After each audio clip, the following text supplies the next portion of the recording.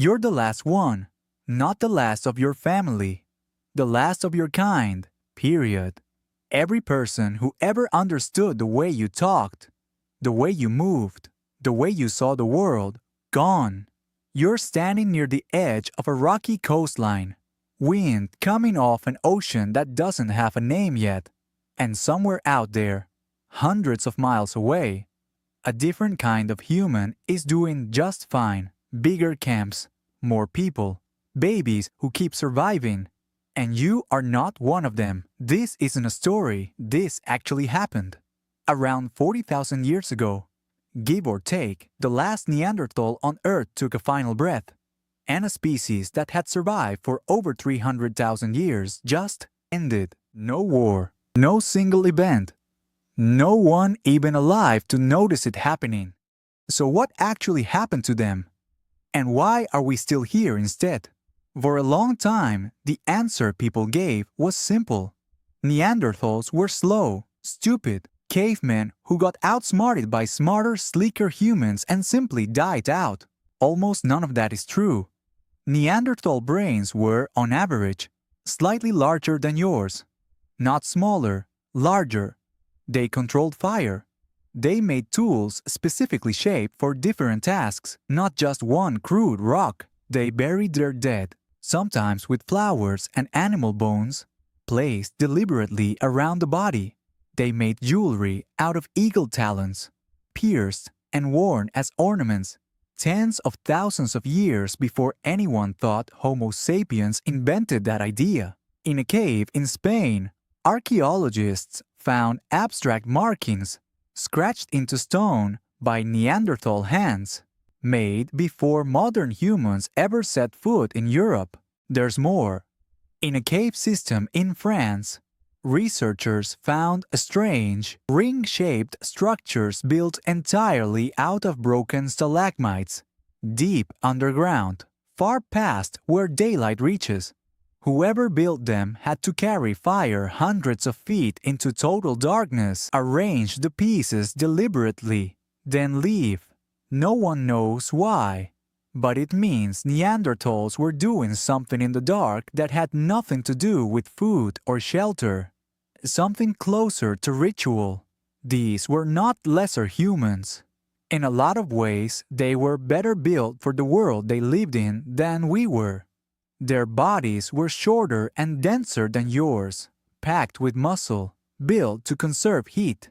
Their chest and nose were wider, made to warm freezing air before it hit their lungs. Their bones were thicker, able to handle the kind of close-range, physical hunting that would shatter a modern human's skeleton. For an Ice Age winter in Europe, that body was an advantage, not a flaw. So if they were smart, adapted, and had a 300,000-year head start, what actually went wrong? There isn't one answer. There are three, and they were all happening at the same time. The first is climate. The world Neanderthals lived in wasn't steadily cold, was violently unstable. Temperatures could swing by more than 10 degrees Fahrenheit within a single human lifetime. Forests would collapse into open tundra, then shift back over and over, faster than animals or plants could fully adapt. One century, a valley might be thick with the woodland game Neanderthals were built to hunt at close range. The next, that same valley is open grassland, full of fast-moving herds that require a completely different hunting strategy.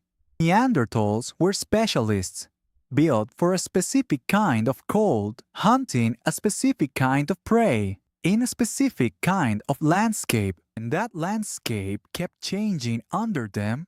That specialization stopped being a strength.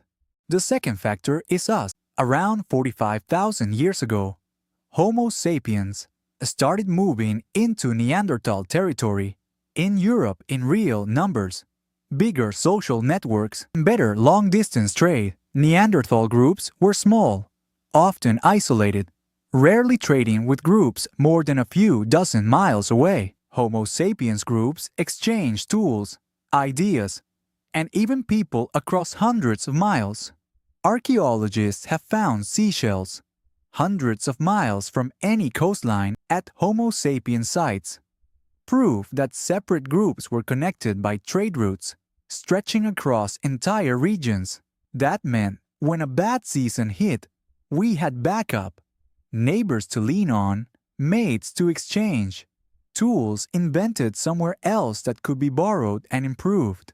Neanderthals mostly didn't have that safety net. There's also the matter of technology.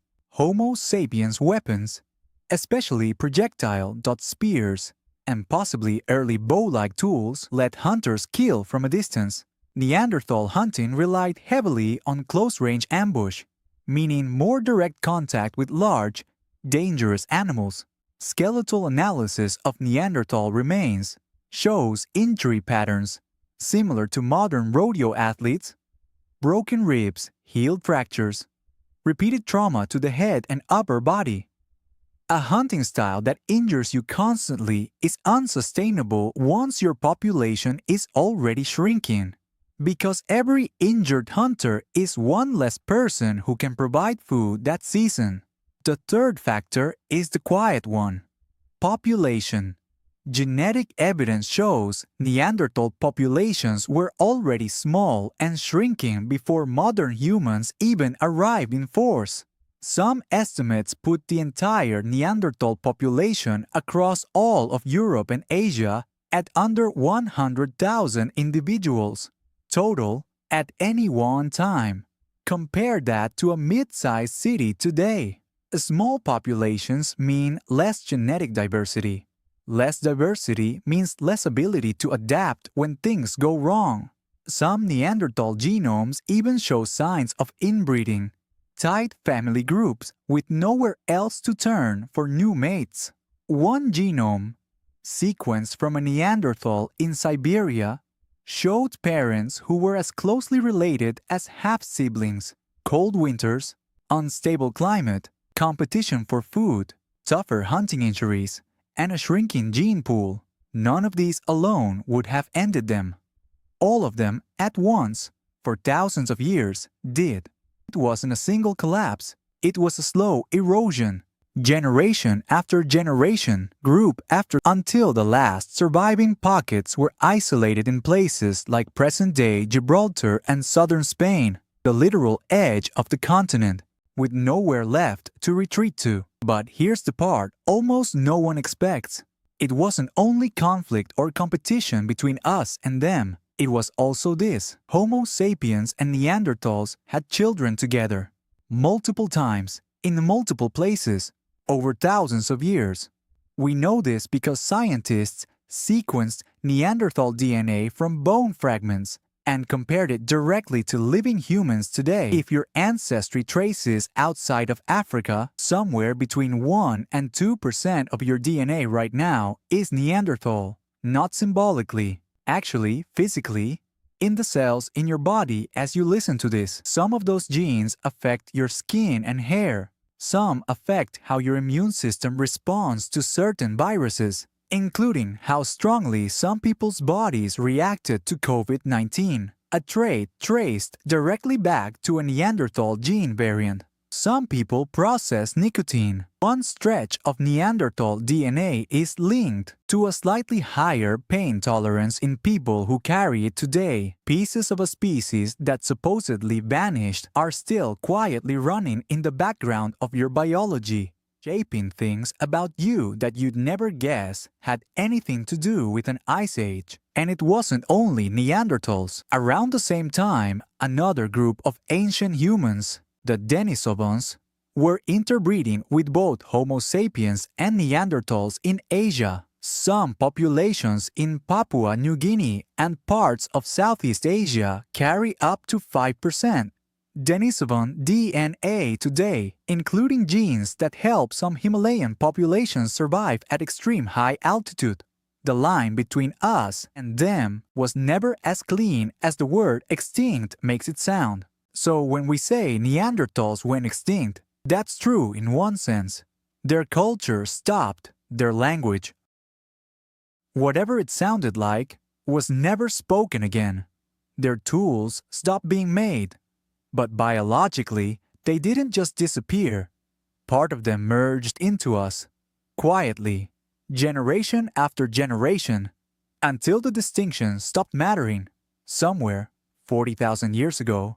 On that same rocky coastline, the last Neanderthal died alone, but not entirely, because pieces of that moment, encoded in DNA, survived long enough to reach you, reading this right now, carrying a fragment of a species that supposedly ended.